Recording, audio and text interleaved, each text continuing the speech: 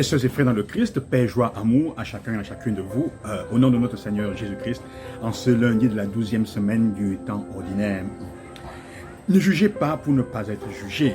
De la manière dont vous jugez, vous serez jugé. De la mesure dont vous mesurez, on vous mesurera.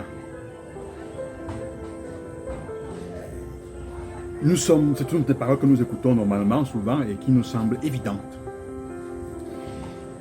Et je me suis posé la question de savoir, parce que, comment Jésus dit, la manière avec laquelle vous jugez, vous serez jugé. Ça veut dire que Dieu nous rend la pièce que nous redonnons aux autres automatiquement. J'ai lu dernièrement un livre d'un auteur qui m'a fait comprendre quelque chose qui m'a semblé de comprendre mieux ça. Et je veux la partager avec vous. Il dit normalement, ne sombrez pas dans le jugement catégorique. Parce que juger une personne, ce n'est pas la définir. Mais c'est vous définir vous-même en revanche, comme une présence qui a besoin de juger. Vous vous définissez comme une personne qui a besoin de juger. On dit, mais comment? Quand vous jugez, en fait, vous vous définissez vous-même comme une personne qui a besoin de juger. Ça veut dire quoi? Juger montre simplement que vous êtes en conflit avec quelqu'un. Et généralement, ça montre que vous êtes en conflit, ce quelqu'un, c'est vous-même. De quelle manière? Quand vous jugez, en fait, vous êtes en train de critiquer quelque chose dans quelqu'un. Ou généralement, vous critiquez ce que vous voyez en quelqu'un, mais qui est en fait en vous-même. Donc, juger, et plus on juge drastiquement et durement quelqu'un en face de nous, plus on montre qu'on a un conflit avec nous-mêmes. Plus on montre qu'on a un profond conflit avec certains aspects de sa propre personnalité. C'est pour ça qu'en fait, juger, c'était juger toi-même. Donc, comme dit l'Évangile, la manière avec laquelle tu juges, tu seras jugé toi-même. En fait, tu es déjà en train de juger toi-même. Regardez bien.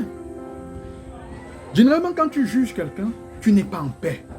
Surtout quand il y a des condamnations féroces. Ça montre qu'il y a un conflit quelque part avec cette personne. Et puis dans les cas où tu ne connais même pas la personne directement, que tu la juges, tu as entendu dire, ça veut dire que tu es en fait en conflit avec toi-même, avec des aspects de ta vie que tu n'acceptes pas. Alors si tu ne définis pas, si vous ne définissez pas la source de conflit qui entraîne votre jugement, les problèmes resteront inchangés. Et souvent la source de ces conflits est en vous-même. C'est pour ça que Jésus dit en fait, en suivant dans la suite de l'évangile, tu regardes la paille dans l'œil de ton frère et la poudre qui est dans ton œil, tu ne la remarques pas. Ou encore, comment vas-tu dire à ton frère, laisse-moi enlever la paille de ton œil, alors qu'il y a une poudre dans ton œil à toi? Hypocrite, enlève d'abord la paille, la poudre qui est dans ton œil avant de chercher à enlever la paille dans l'œil de ton frère. C'est vrai.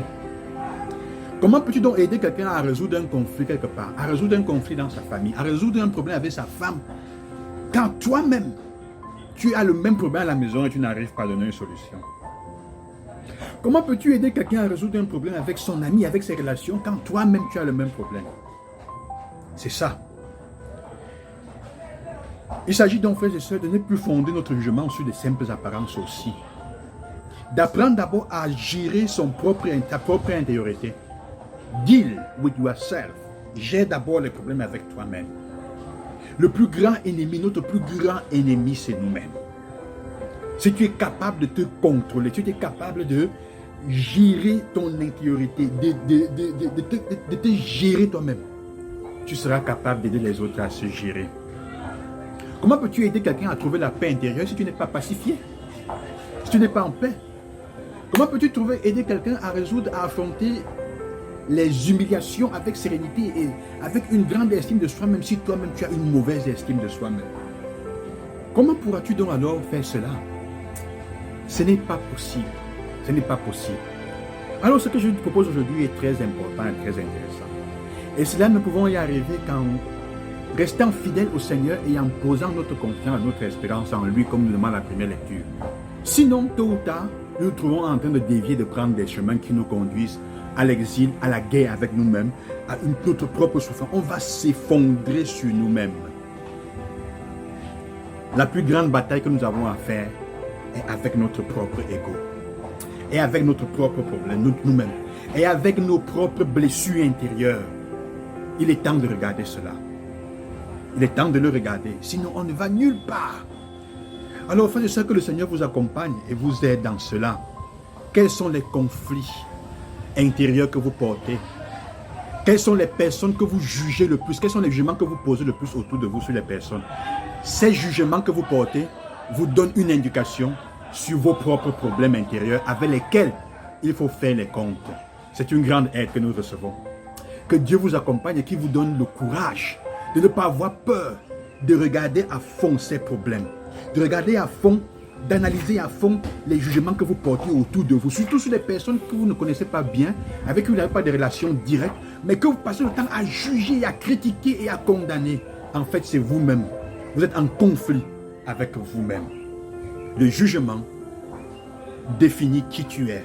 Juger quelqu'un, en fait, définit toi-même que tu as besoin de juger parce que tu es en conflit avec quelqu'un ou avec quelque chose. Si tu définis la source du conflit, tu pourras réussir à donner la solution au problème. Que Dieu vous bénisse, qui vous accompagne. Gloire à Jésus-Christ, à demain.